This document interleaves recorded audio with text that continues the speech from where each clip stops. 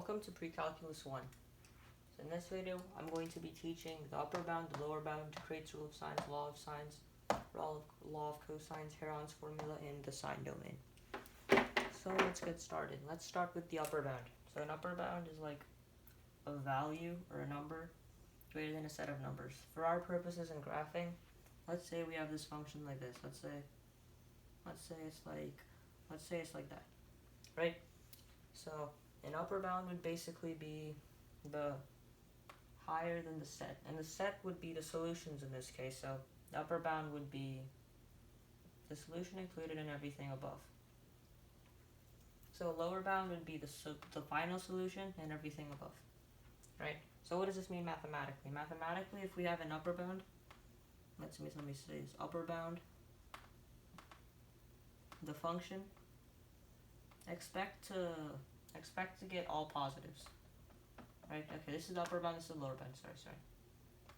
So expect to get all positive solutions if you have an upper bound, right? If you have a lower bound,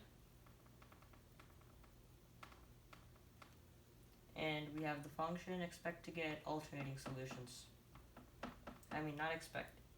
Like if you get alternating solutions, a lower bound. If we get all positive, it's an upper bound, right? So, yeah, basically that's it. Let's go to Decreet's rule. Let's say we have a function f of x is equal to negative 5x to the power 4th plus 3x squared plus 2x, or 3x cubed plus 2x squared minus 3x plus 5, right?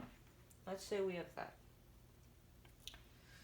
So to calculate Decreet's rule of sines, basically what Decreet's rule of sines mean, it gives you a possible arrangement of positive, negative, and imaginary solutions. To figure out the possible arrangements of positive solutions, we figure out the number of sign changes throughout the function f of x. So it goes from negative to positive, so that's 1, positive, negative to positive, positive to negative, that's 2, and negative to positive, that's 3. So it has 3 changes, so let me just make sure, positive to negative, and negative to positive. 3. So to calculate the possible negative solutions, we plug in f of negative x. So that will give us negative 5x fourth minus x cubed plus 2x squared plus 3x plus 5. There's only one. And we have 4, so we have 0 imaginary, right? And that's one arrangement. Notice how I said arrangement. So if you want to figure out, so we know the function of this, right? This could be like, this graph could be like this, it could be like this, it could be anything basically, we have no idea. So we can, these 4 solutions, because the degree is 4, can be imaginary, can be like anything. But a fact about imaginary solutions is they come in pairs. So if we want to make 2 solutions imaginary, we can, that's an arrangement, but we can only do 2 at a time. So this is another possible arrangement. And yeah, it's the Decreet's rule of sines. Now let's go for law of sines. Law of sines is more of a formula. Law of sines is basically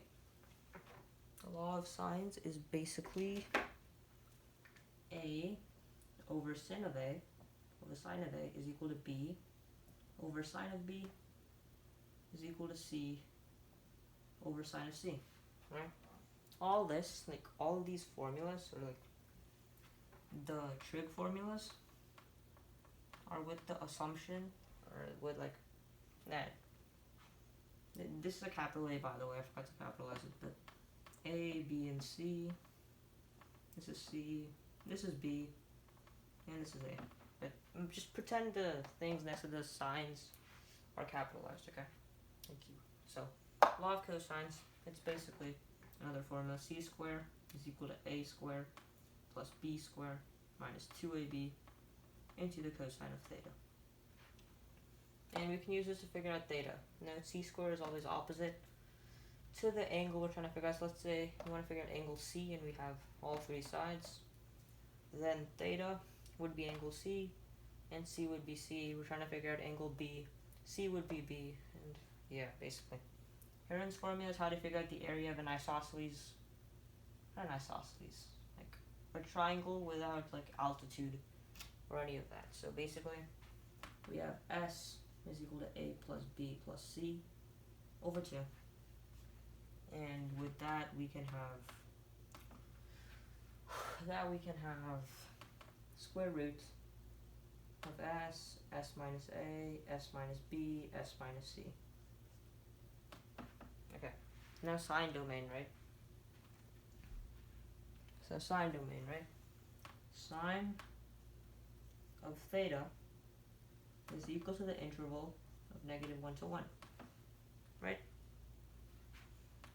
Sine of theta, hold on, let me write this properly because this is very important.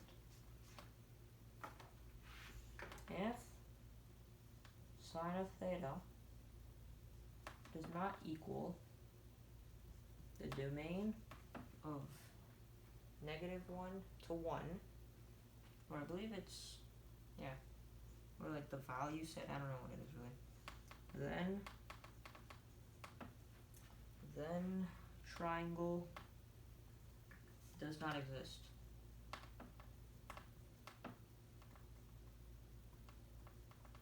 Very important, right? So that's basically pre-calculus.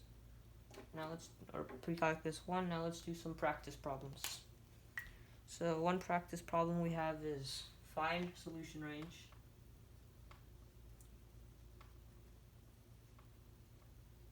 So we have to find the solution range. To find the solution range of 2x fourth minus x cubed plus 4x squared minus x cubed minus 4x squared minus x minus 6. So is that right? Is that right? Is that right? Okay. So the solution range would basically have to use the upper and lower bound theorem until we get to the minimum, like the final place where the upper and lower bound theorem apply, which takes a whole bunch of work. So I'm just gonna tell you what it is. It's -2 and 2. So if we plug in -2, 2, -1, -4, -1, -6, 2, -4, -5, 10, 6, -12, -13, 26, 20. Alternating means lower bound. And 2 would be about 2, -1, -4, -1, -6, 2, 4, 3, 6, 2, 4, 3, 6, 0. So we hit a solution there actually, which is pretty interesting, but 0 is still positive, so the solution, so x equals to 2 is a viable solution for this, which is pretty cool. But yep, this is the range of solutions. Or actually, I'm pretty sure that would be solution 2. I don't know, but that's the range of solutions.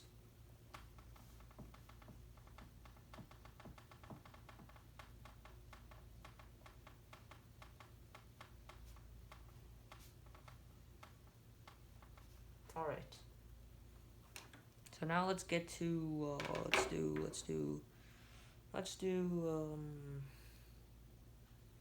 we did the analysis. We don't have to do the crates, so we have to find the crates of. Well, I mean, we already kind of did one, so we can just skip that. And let's go straight to the law of sines. So we're gonna have to exactly do the law of sines first. Let's just do this one first. Okay. How many solutions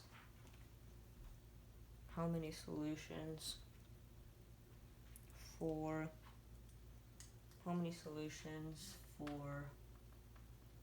triangle with what? Angle that is equal to 106.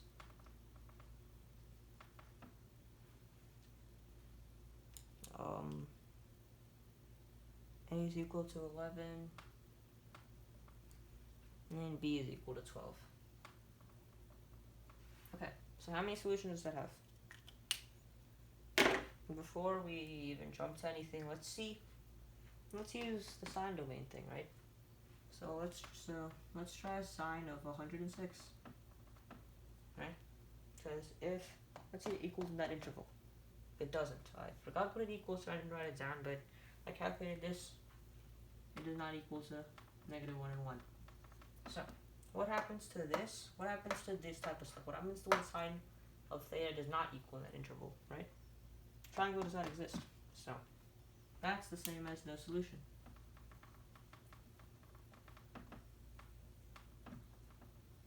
Alright. Let's do another one. Oh, we have space at the bottom, so we'll just do it there. Let's see. Find the. Should I do this one? Yeah, I think this would be good. But it takes up a lot of space, but it's fine. I think what we will do in this corner. Find missing angles. Which is basically all of them in this. And it's 16, 22, 20. 16, 22, 20. Which are the missing angles? So basically we do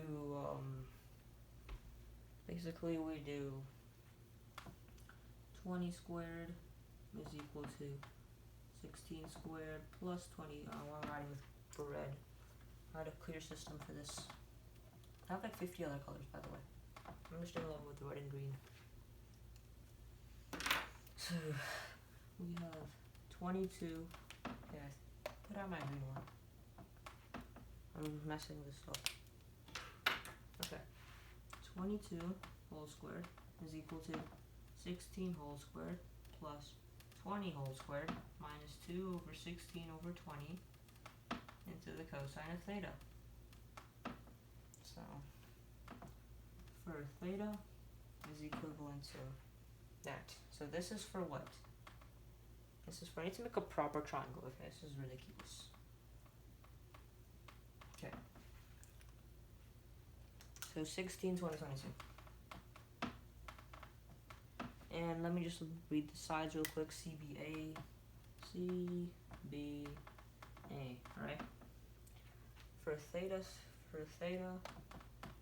and we're recalculating now. We're calculating A, right? For theta A, where it's equal to? Yeah, we are, right? Because that's C squared, yep. Perfect, okay. So let's try for 20.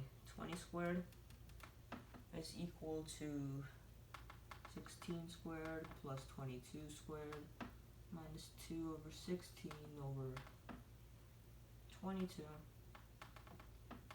cosine of theta for theta b, I believe. Did we do that right? 20 squared, yep, theta b. And let's go with the last one. 16 squared is equal to 20 squared plus 22 squared minus 2, 20, 22. And cosine of theta for theta c. And basically plug all that into the calculator, do a lot of distributing, but for the sake of time, I've already got the answers. A is 74.41. B is equal to 61.12. And the final one is equal to 44.17. Is it 44 or 41? 44.17. My handwriting's pretty bad. I might have messed up a decimal, but basically that's the answer. And now we basically have to do another one. It's another practice problem. Let's try to find the missing set. This one's quite simple.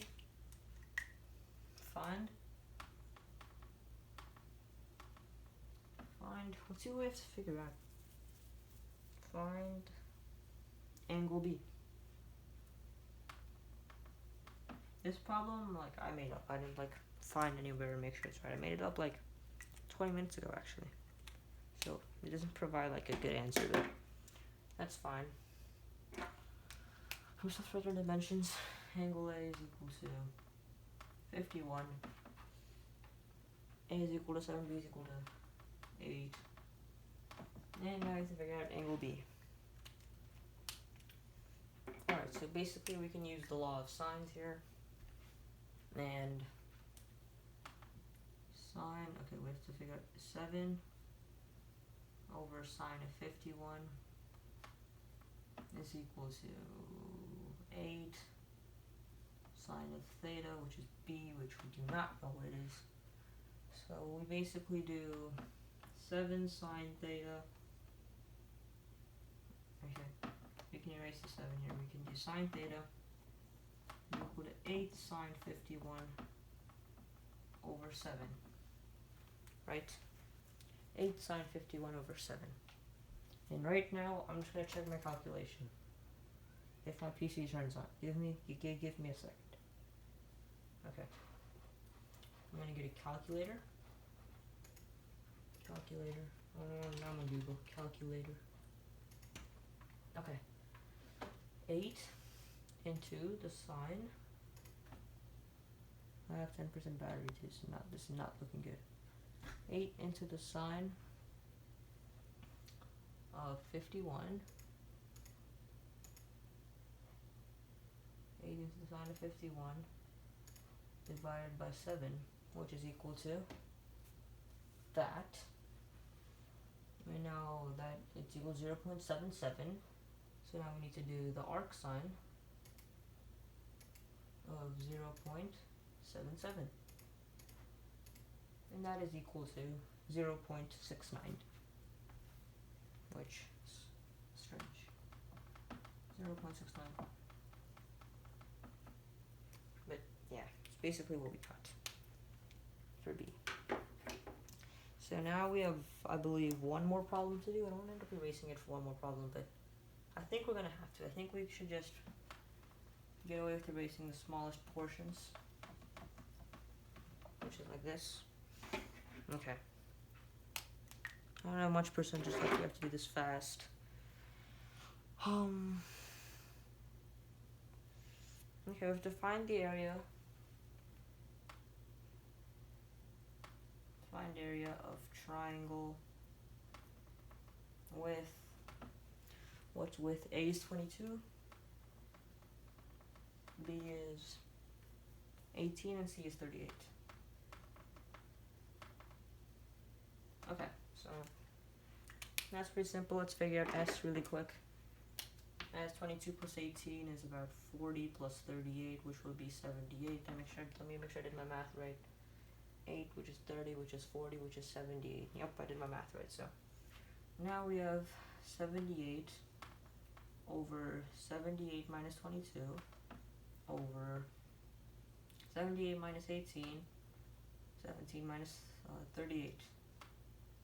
And that's a square root, and that all equals to about 118. And then that's the solution we used, basically Heron's formula. And that's basically what we got. That's Precalc I. Expect like about 4 or 5 more parts, I'm not sure, but thank you for watching.